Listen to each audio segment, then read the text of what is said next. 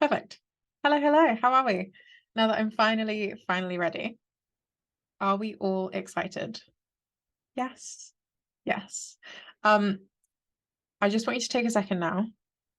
We are entering into the masterclass zone. I want you to make sure you've got your water. I want you to make sure you've got a notepad, or if you're going to watch this again, make sure you have a notepad at that point. If you want to be fully invested in just being present in the moment now, that's fine. But we are now in dedicated you time. So this is absolutely me and you one-on-one, and all the other girls in the class right now. And guys, if there are any guys join. But it is us right now. It is your time. It is your future. So we are present in this moment. Put your phone away. DND. We don't want to hear anyone right now. For the next 45 minutes to an hour, I've got your time. I've got your energy. I've got your focus. Okay. So we are here. We are in the zone. Grab your water, grab your notepad. If you need 2 minutes to shuffle around, do that now. Lock in some headphones if you've got a lot of outside noise. I really want you to be focused on this right now. Okay. Don't mind the lipstick all over my water bottle. Yeah, I think we're ready to go. So, welcome to the Codes Masterclass. Woo! Okay. Oh, why not? Okay. Oh, yeah. So, the agenda for today's class is right here.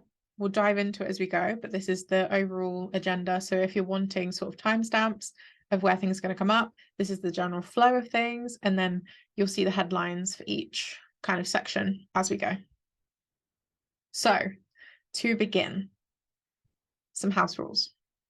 We know they're coming. We know they're going to be there. House rules. Okay. If you've been in my masterclasses before, you know we have a set of rules to make sure we're all safe in this environment, to make sure that we're not feeling judgment, XYZ. We're in a safe space. Okay. So these rules are for everyone and they last indefinitely. So this is a vault. So anything shared in here is not yours to share. So if you hear anything, you see anything, it's not yours to put online. It's not yours to discuss outside of this masterclass. If you want to message someone, offer support, or ask a question, if they feel comfortable to do so, they will reply to you. If they don't, that's nothing to do with you. Okay? So, online or offline, it's just keep it stum. Okay? So, judgment and projections not welcome. If you feel the need to judge someone, this probably isn't the space for you. Maybe go look at that. Projections also not welcome. If something I say triggers you, think on why it triggers you. Okay? Assume the best of me. This is a safe container for everyone. So if you violate that, it's just not going to work in the future coming into masterclasses in my space, in another coach's space. We really don't tolerate that, okay? So privacy is important. If you want to take a picture in this masterclass, make sure you take a picture of just me. Try to avoid putting my content online. I don't mind a little snippet here and there. But yeah, don't record this and put this wherever you want kind of thing. It is a free masterclass, but that being said, I value people putting their time, energy, and their commitment into this. So if someone doesn't want to do that, I don't really want them in this space. Okay. So just respect that one. And again, take everything I said with the best assumption. Anything I do say with the best assumption, and take what lands, leave what doesn't. So if you hear something and you're like, oh, I don't like that, that feels wrong, just leave it. Okay. It's obviously not meant for you. If it lands and you like it and it fires you up and you feel a little fire in your belly and you want to react and you want to trigger something, take it, see what it does for you. Okay. Be open, be vulnerable, be attentive. Like I said, this is your time to zone in. This is a moment for you. This is a moment for your future. So really respect yourself with that time. And you get out of this as much or as little as you're willing to hear and act on. So if you hear something in this masterclass and you decide that is rubbish, you don't agree with it, you don't ever want to think about it again, that's fine. It's nothing to do with me. That's all to do with you. I accept your decision. But if you're willing to hear everything that I say today, take it with the best assumption, and you're willing to act on it to release yourself from all of these things we're going to talk about, I can almost promise you, and probably do actually promise you, that this will change your life.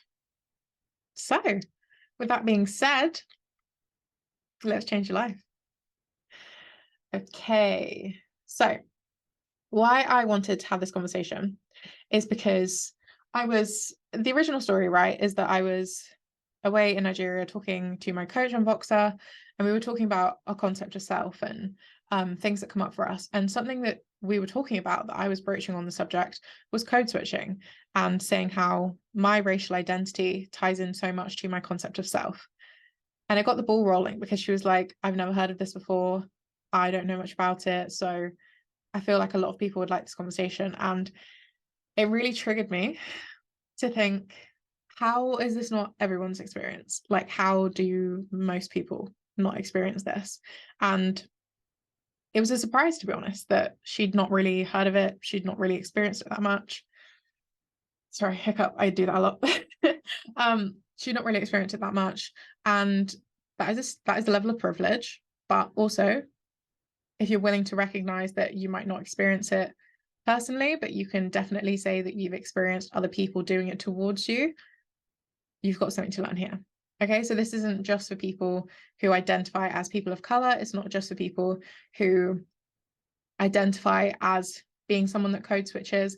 This is also for you if you are even at risk of someone in your world code switching in order to make themselves more palatable for you. Okay, so yeah, this conversation is super important. Sorry, someone's calling me.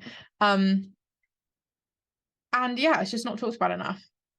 And we live in a time right now where we are so consumed by how people perceive us. We are so consumed by social media and putting out a specific look online, a specific presence, a specific tone, a specific voice, and making ourselves safe amongst all the noise around us, social media, all the constant attack on our senses when we just go out in public. Even at home, you're just constantly assaulted by the TV, the radio, Spotify, like podcasts, whatever. There's a lot of time and a lot of people. There's a lot of people that spend a lot of time constantly assaulting their senses, right? And this is all noise. And we code switch to this noise and we mask our behaviors as almost a second nature. And if you don't code switch, fair, you might not do this as much, but if you do code switch, masking and code switching becomes a second nature behavior. You might not even realize you're doing it. Okay. I keep saying, okay. Okay. But no one's really talking about this. I haven't seen it spoken about anywhere. I'm not sure if you have. But it fully impacts you, and it fully impacts you because of your racial identity, right? And it's just a conversation that needs to be had, but it needs to be had by the specific people that experience it. So if you're not one of these people that experience code switching, maybe hold off on speaking to it until you can have a conversation of, this is my experience of how I might have forced people to switch around me, or how I might have judged people for not switching around me, that kind of thing, right? Oh, okay. I have to keep switching around where I'm looking, kind of thing. There we go. So code switching, the basics. And I keep playing with my hair because that's what I do when I talk. Sorry. Whenever we say code switching, right, we mean it directly relating to racial identity. That is the core conversation around the term code switching. But you can take the idea of code switching, masking your behavior and that kind of thing, to apply to other things less strictly. So you wouldn't necessarily call it code switching, but the essence of what it is code switching, right? So you can code switch with languages. So you might see sort of small bilingual children, and talking to one parent, they'll act and talk and use a language in one way, and talking to another parent, they'll act and talk and use a language in another way, right? That's also code switching, but less to do with racial identity, more to do with actual cultural difference. So code switching, sorry, typo, is when you shift your behaviors, your personality, and the way we talk in order to fit the dominant culture. So for me, I grew up in a predominantly white English town area, and I would code switch as a mixed race Black woman to fit my white surroundings. Some people in London might be surrounded by a predominantly Black culture, so they code switch to fit in with the Black culture, right? And there's a lot of intersecting ties around what's your ethnicity, what's your culture, what's your religion, that kind of thing. These things are all multi-layered, and we're just going to go with the most generous interpretation today, and with the most basic interpretation of what it means to you. So what I say here, take it and shift it to what it means to you and your experience. So in my culture, Black culture, Nigerian culture, English culture, but specifically Black culture, it's so integrated to code switch during interactions between different races or cultures, depending on your environment and your atmosphere. So that's at school, that's in the workplace, that's in so many places. So when we code switch, we change our behavior to match what we think the tone is and to feel safe. So if I code switch in front of someone, and when I used to do it a lot, it was to feel safer, it was to feel accepted, it was to make myself more palatable to another person. So people code switch to optimize themselves for the environment they're in. So yeah, again, for me as a mixed race woman, I code switch to make myself this way, and making myself appropriate for the current audience around me was a huge integrated part of my life and my personality until pretty recently, to be honest, until I fully became conscious that I was doing it and how much I was doing it. So most people aren't conscious to how much they code switch, or even to people code switching around them. So if you're really new to this term, but you think maybe I've experienced this, maybe someone around me that I love or care about is doing this, maybe one of my friends is doing this, this is essentially what code switching is, at the bare bones at least. You can code switch your behaviors, your appearance, your speech, the way you talk, your tone, your posture, body language, your expressions. All of these micro things can be code switching in order to make yourself more palatable to the dominant culture, to make yourself more acceptable to others, to make yourself fit in with whatever the surrounding experience is. And for some people, it's a survival tactic. So especially for Black people, we are forced to code switch in order to be safe in the environment we're in, especially around an institution. So around police, in school, in the workplace, we are forced to code switch to survive the environment we're in. And it's not always, and it's not for every person, but for the predominant, not the predominant, for the majority of Black people in Western society. I won't speak for the rest of society because it's a completely different experience and I haven't personally experienced that. For my experience and the majority experience in the West, we have to code switch to survive. We have to code switch to keep ourselves safe. We have to code switch to make sure we're not challenging the predominant white culture in a way that gets us into trouble, right?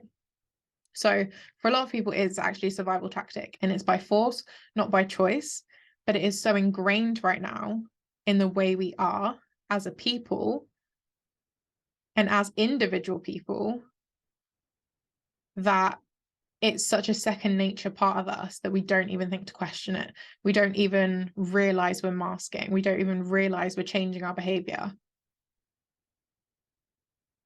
So some examples of where you might code switch. I've mentioned a few with your friends and family. So for me, I sometimes have to code switch in order to be easier. That is not a word. In order to be more acceptable to my white family, I have to sometimes code switch to be more acceptable to my Black family. It's not by force sometimes, but it is something that I have to do in order for them to understand some of the things I'm talking about, or for them to hear me properly because an accent difference, or because of the way I approach talking about something. I've definitely had to code switch at work and at school. I've had to change my hair. I've had to change the way I talk. I've had to appeal to certain sensibilities at school. I've been shamed for a lot of things because of my Black appearance. Code switching in a dominant culture, like I said, I grew up in a predominantly white area in a town where I think we had, like, by the end of my full school experience, I think we must have had like 10 Black kids, including my family, and there's 3 of us. But yeah, that's somewhere you might experience it around new people. So for example, you go out to the pub and you're meeting your friends' new friends. You might feel the need to code switch because they are new people, and you have to make yourself more likable, more palatable, more acceptable to their group dynamic. So you code switch to fit in. And you definitely might feel the need to code switch when you feel unsafe. So again, in situations where your life is possibly in danger, in less extreme experiences where you feel unsafe around the dominant culture, where you feel threatened for any reason, it can really be anything that forces you to code switch in these kind of areas. There are more, but these are the most basic ones I think you can relate to today. So I wanted to also talk about your concept of self related to all of this, because your concept of self is so tied in with code switching and your racial identity that to talk about your concept of self without even touching on code switching, for me, feels out of integrity, because this is my experience and I can't separate my concept of self from my code switching, in the sense that they have been so integrated and so multi-layered in my life that dissecting the concepts I hold of myself also means dissecting my code switching behaviors, which is kind of what brought about this masterclass today. So the basics. We hold a concept of self that feels safe. When something challenges this concept we hold, which is the way we perceive ourselves, we can be triggered and we can enter a dyslexic. Am I? A dysregulated phase. So a concept of self is some form of identity that we associate ourselves with. It can be an archetype, it can be a stereotype, a personality trait that we identify with. Water break. Okay. So there are a multitude of concepts we can associate ourselves with and our personality with. They are complicated. Like I said, they're multi-layered, multifaceted, they're interlinked mostly. Like I said, I can't really separate my concept of self without addressing my code switching behaviors and masking. And all of them exist to please our ego, to keep us safe. That is the essential basis of most of the things we do, to keep ourselves safe. That is the main function of our bodies as human beings. We're alive, so it has to keep us safe in any way it can. So me personally, my concept of self was centered around being the good girl, the successful daughter, and being the one to never be rude or step on anyone's toes. I am sure a lot of my girls can relate to this, because we are basically conditioned to do this from the moment we can talk. So I'm sure if you identify with this, you can start to see where your concept of self is sort of coming out now. So how your concept of self can show up. Okay, we'll start from the left, work our way around. So changing a decision to avoid challenging a stereotype you like. So, for example, a stereotype being the middle child. I'm the one that has to mediate, right? That's a stereotype I like. That's a concept of self I hold.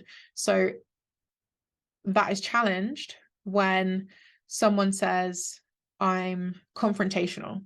Okay. So I don't like being called confrontational. I want to hold on to being the mediator. So I'll overexpress in my mediator tendencies. Sorry, the lighting's doing something weird. So I'll overexpress in my mediator tendencies because I like holding that concept of self. So I'll make sure I'm extra mediaty. Can you tell I just make up words? But I will avoid at all costs being perceived with the behavior that I don't identify with. So being confrontational, I am confrontational, but to avoid appearing confrontational, I'll hold on to my concept of self, but I'm a mediator. And these things happen with all of your concepts of self, right? And the things you don't want to identify with. Being a masked version of yourself to please your ego. So when I say masked, I mean you put on a face, you put on a front, you put on a protective armor to appear a certain way, even though that's not your core, that's not who you are as a person, but it's easier to present yourself as this version of someone so that I don't have to deal with that thing, that emotion, that person, that situation. If I don't have to deal with that and I present as this, I'm safe, right? And this pleases your ego. So you constantly presenting as this masked version of yourself fucking drains you. It drains the life out of you. And if you're someone that notices you don't feel very authentic, you don't really know who you are, check in with the fact that you might be masking a version of yourself. So under all of these layers of your concept of self, there's the actual you that resides under there, right? So this can also show up as doing everything you can to uphold an image of yourself. So what's another one I can use? I don't like being perceived as angry. Again, with my code switching, over expressing in that. So making sure I'm nice to everyone and making sure I'm happy and I'm always smiling, because men ask you to smile. And if you're not smiling, they'll have something to say about it. That kind of thing. Upholding this image of yourself to keep yourself safe, to make others like you, to make sure that you're not being perceived as something you don't want to identify with. All of this really kind of flows back into one another. They kind of interlink.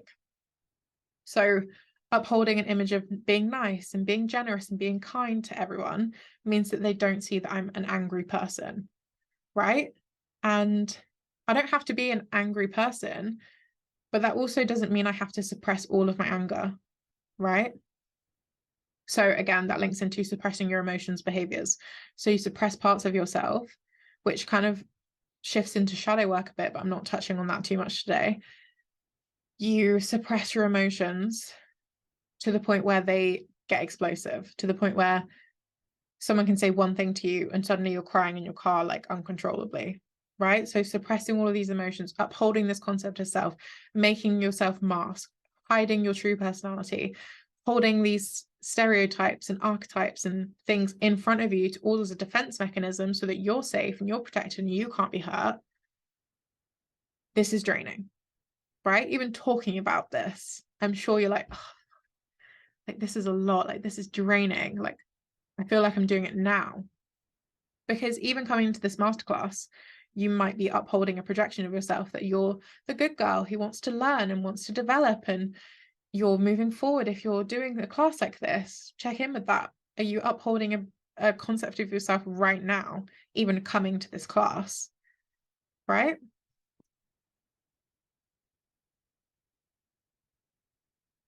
So my experience of code switching with my concept of self.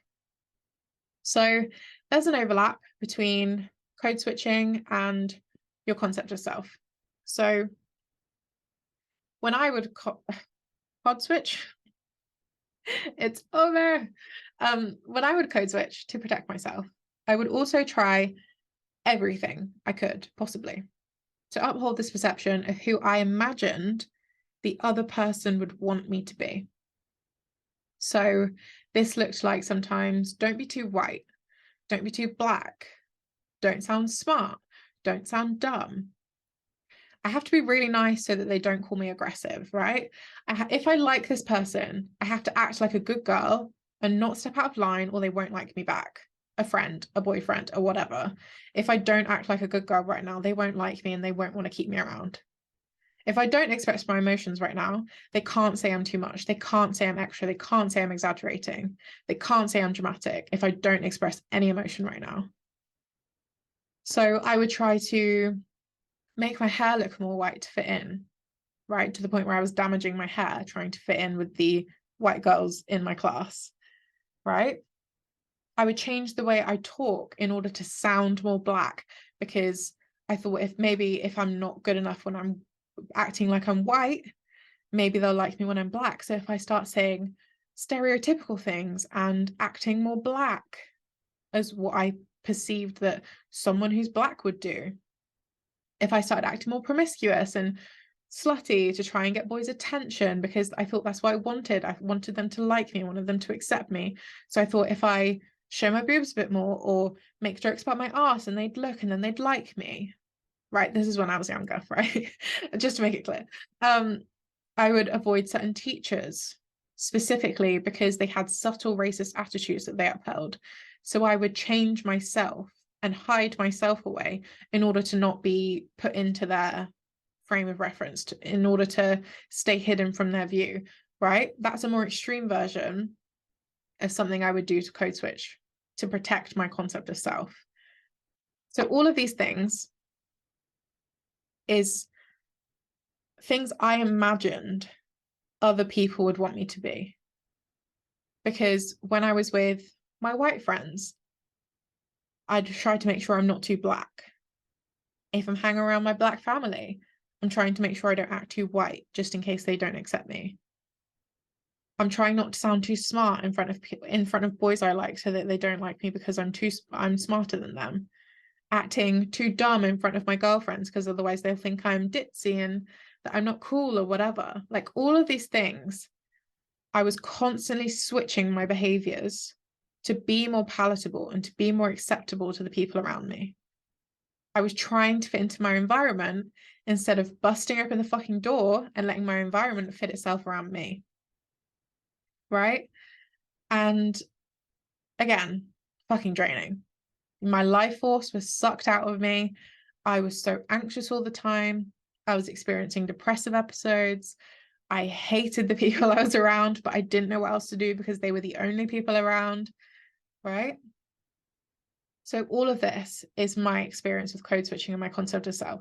And this list is pretty endless, to be honest, because I've grown up 23 years doing this. And it's not until recently that I've noticed.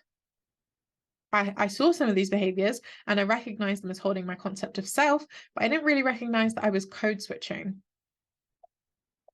Oh, wait, you're not working. Okay, let's move on to archetypes.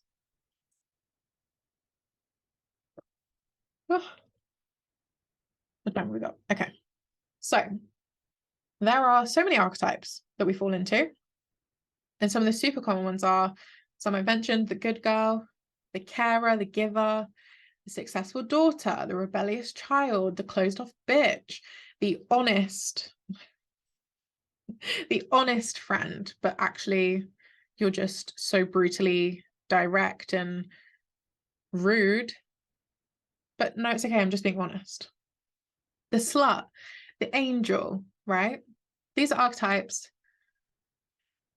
can I talk? These archetypes are just a few, but most people can identify with at least one. So if you identify with any of these, let me know in the comments, let me know in the chat box which one you identify with most closely. And if you identify with multiple, let me know. So we uphold all of these to fit in. We uphold these to please other people. They make us feel safe, even if they make us suffer or uncomfortable or not truly authentic. Sorry. So it doesn't actually matter to our ego if we're not the most authentic version of ourselves, as long as we're safe. It doesn't matter if we're suffering and in pain, upholding these archetypes as long as we're safe. It doesn't matter if we're uncomfortable presenting as the good girl, the caregiver, the rebellious child, the closed off bitch. It doesn't matter if we present as this and we're uncomfortable, as long as we are safe. So the archetypes allow us to hide behind these behaviors and actions because they are someone else, right?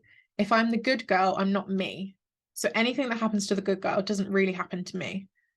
Anything that happens to the rebellious child doesn't really happen to me because I'm just pretending to be the rebellious child. I'm just putting up a front as a rebellious child. So anything that happens, if my parents are disappointed in me, if I get told off at school, if I get into an argument with someone, it's not my responsibility because it's not really me. So it's also kind of, if I'm the successful daughter, no one can say I'm a slut because I'm successful.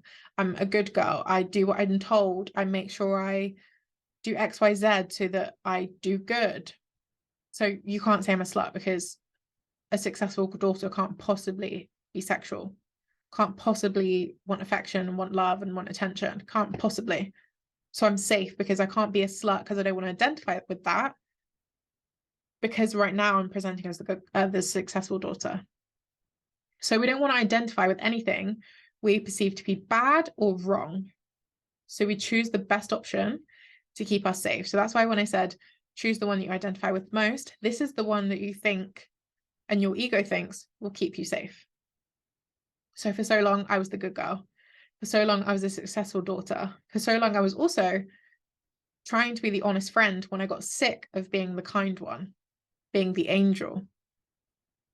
So we stick with them until something better comes along. So I was the good girl until I was the slut. I was the slut until I was the angel, XYZ. You see what I mean?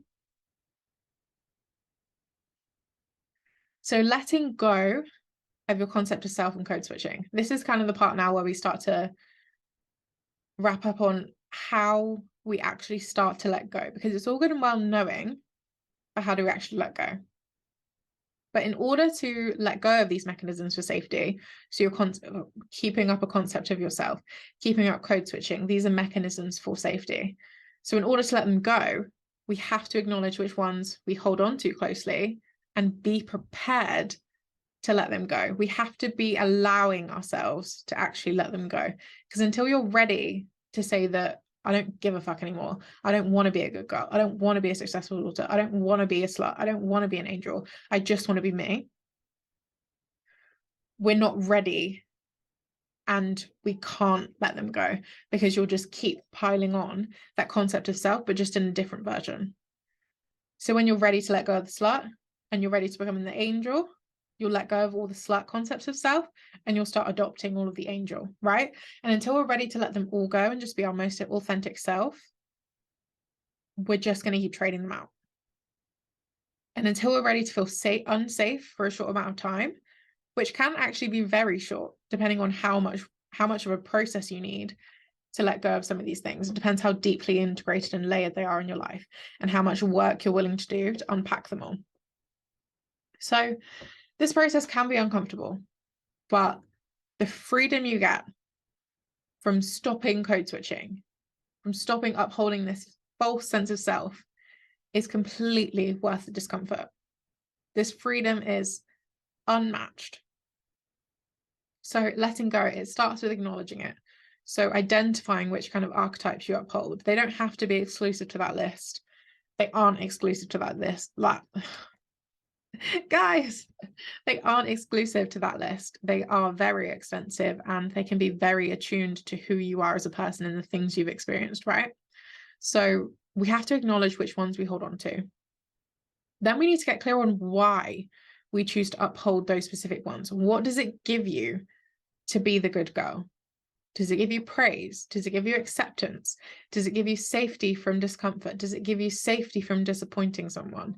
Does it give you a reprieve from being something else, right? Why do you choose to uphold that specific one? And you kind of have to go through all of the ones you choose to uphold, because you can actually be the successful daughter and the angel. You can be the successful daughter and the slut if that is what your personality type holds. These aren't mutually exclusive things. They can be. You can be using one in order to offset another, but they don't have to be mutually exclusive, right?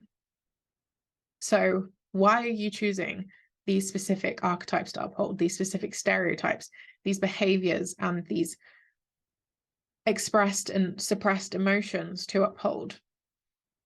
So once you know why you've chosen the ones you've chosen and what you get from choosing them, we need to unpack what ties us into believing that these keep us safe. So why is being the successful daughter and getting praise keeping us safe? Does it mean we don't have to recognize something within this that we're suppressing? Does it mean we don't have to recognize a dark thought? Does it mean we don't have to recognize a dark desire? Does it mean we don't have to let someone down? Why is this archetype tied to us to keep us safe? Because until you really know why this keeps you safe and what it's protecting you from, it's really hard to let it go. Because if your body doesn't understand that it's safe to let go of this now, you're going to really find it hard to detach. So letting go means allowing yourself to express the stored feelings, to express the dark thoughts, to express the dark desires. And this doesn't mean go wild and like go punch someone in the face in the street because you felt angry. No. This means safely expressing those stored feelings, going through a meditation, going through a breath work, releasing the stored emotions, getting massages to literally massage the pain out of your body, massage the trauma out of your body, going to a trauma healer to specifically, if you've got deep, ingrained, very traumatic trauma, going to a trauma specialist in order to release that, right? And you need to then be willing to be seen as your authentic self. It's all going to well releasing all of this and everything. And as soon as you get to the point where you're like, well, I've released all of them. Oh, this is too scary. No, don't want to deal with it. Don't want people to see the real me. Don't want to be my authentic self. I don't want to be seen and responsible for everything I experience and all my emotions. I don't want to do it. Shut back up, close shop. Let's put up a facade again. Let's grab another archetype that we can present as now.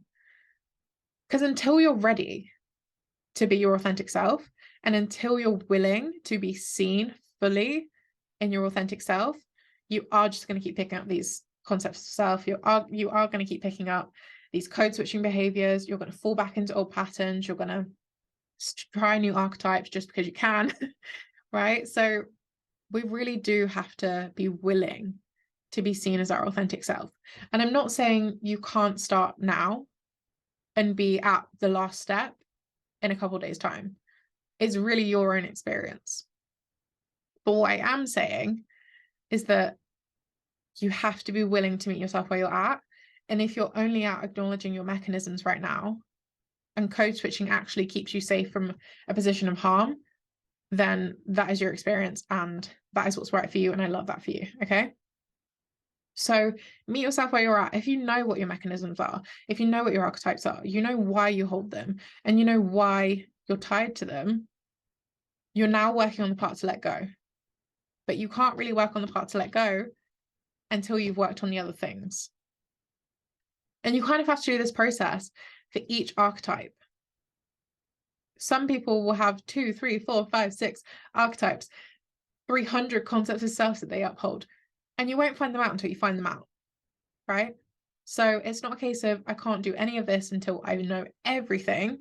You don't have to know every single mechanism that you hold, but you have to go through these steps with each one you find, because you can't be your true authentic self until you start unpacking all of this, okay? So what you can gain from this, what you can gain from releasing your concept of self and code switching. So like I said before, there are some occasions, especially for Black people, where code switching does keep you safe. It keeps you physically safe. It keeps you emotionally safe from harm, from real harm. So in those cases, code switching is actually just being human. It's just experiencing what you're experiencing right now. And you need to allow yourself grace in order to be safe from real harm. So if you're in a situation where code switching is actually keeping you from harm right now, you can take this with a level of discernment and know, okay, this is right now, this is keeping me safe, and I don't have to do anything about this right now. But when I get to a point where I'm safe and I can really actually release this, then we'll revisit this, okay? I don't want you to shame yourself if you're in a place where you identify with your code switching behaviors and you identify with your concept of self in order to be safe from real harm, because that is your experience right now. You're a human, you're allowed to have that. And I don't want to put you in a situation where you're shaming yourself for experiencing this and for doing this when you've not got many other options.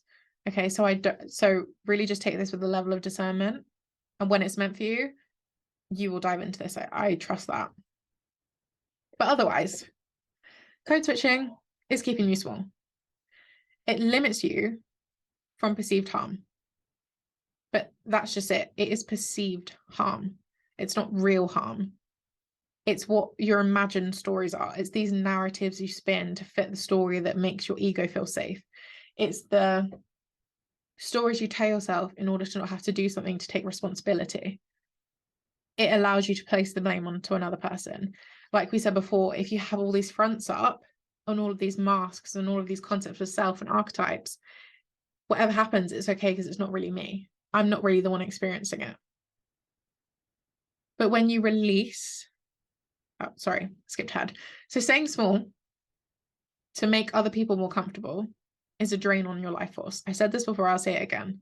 You are draining yourself. You are exhausting yourself by doing all of this.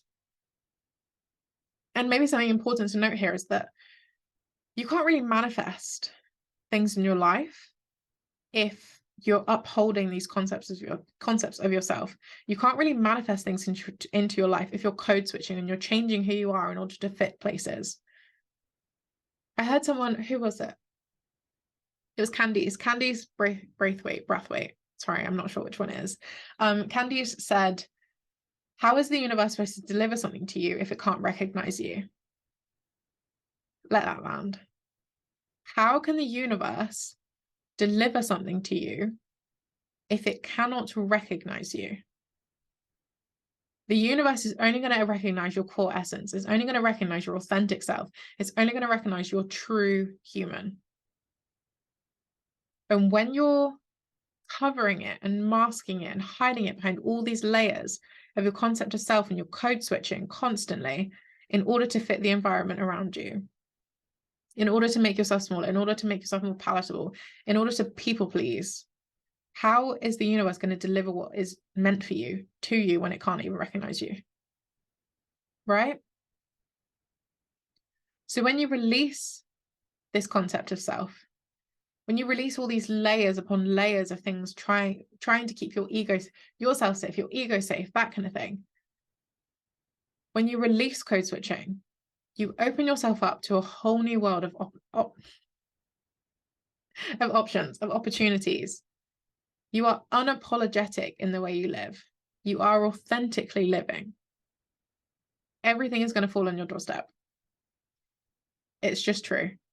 Because when you are truly yourself, nothing can stop you.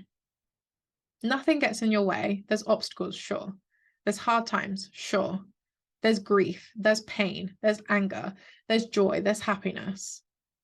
But these are the human experience. You can't avoid them. So when you're dreaming and when you're goal setting and when you're planning, make sure you're executing as your authentic self, because the universe needs to be able to recognize you, right? So when you release all of this, you're free to express yourself without fear of judgment. And you can calm your nervous system from the constant threat of harm, of false harm, through code switching. Because when you do all this code switching and you're making yourself change, you're changing your behaviors, you're masking your emotions, you're making yourself a lesser expression of you, your body is being alerted that you're not safe. You're doing this to keep yourself away from the danger. So your nervous system is on constant red alert because, okay, if she's code switching again, that means we're not okay, we're not safe, we're in a dangerous situation. And if you're code switching on the daily, hourly, you spend your 9 to 5 in constant code switch mode and you get home and you can finally shed the layer. Think of how many hours your nervous system has been dysregulated. Think of how much time you spend playing a role of someone else. How isolating is that? How draining is that? How exhausting of your life force energy is that? You can't replenish yourself when you are working at double speed to make yourself exhausted, right? So going back through this, re-listening to this, the Codes Masterclass, making sure you're recognizing where you're code switching, recognizing where you're upholding a concept of self, start challenging them, start releasing them. Try to calm your nervous system. So instead of going into constant code switching, you're actually relaxing yourself from this perceived threat, from this false harm, right? So that is all I have for you. I don't even know how long we've been going. Probably quite a while. I hope it's been within the sort of hour limit, but if not, that's okay. I want to thank you right now for trusting me with your time and your energy today. I want to thank you for having the most generous interpretation of everything I say. I want to thank you for holding a level of discernment to know what lands for you, what doesn't. And I'm just so excited that you now have these tools in order to move through some of this stuff. So if you want to stick around and you want to hear about my newest offer, Honor, then stick around. If you're not, then it's okay. I'm a big girl. I can handle you jumping off. I can handle you closing it down. I can handle you skipping ahead. But yeah, I want to thank you so much for your time and your energy today. I really appreciate it. I know your future self appreciates it. I'm proud of you. I love you. If you haven't heard it today, I believe in you. You can do the fucking thing. Whatever that thing is, insert it there. You can do the fucking thing. I believe in you. Have the best day, loves. And if you want to stick around to hear my new offer, then I will see you in the next part.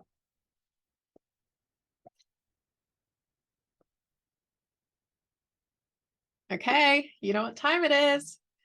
It is time for Honor. So if you want to learn the ultimate codes to building the self-trust required to smash your goals and make your big ass dreams a reality, this one's for you. This one is for you. So the logistics, right? 3 weeks, 2 live calls, 1 pre-recorded module, 1 motherfucking week in Voxer with me. If you're unsure what Voxer is, it is a voice messaging app. It's kind of like walkie-talkies. You drop me voice notes, I drop you voice notes.